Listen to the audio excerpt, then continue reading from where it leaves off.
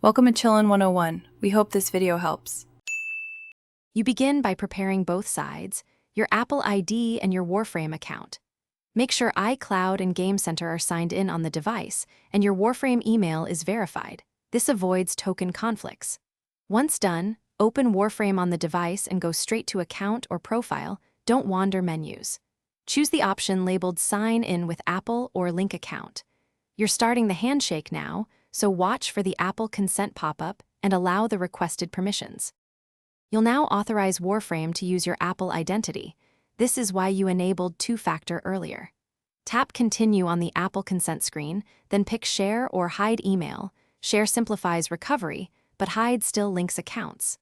If iOS asks for a 2FA code, enter it immediately to avoid timeout.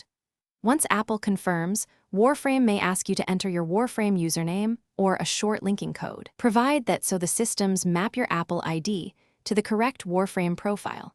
Finish by checking account settings inside Warframe for a linked platforms list. You should see Apple or iOS listed.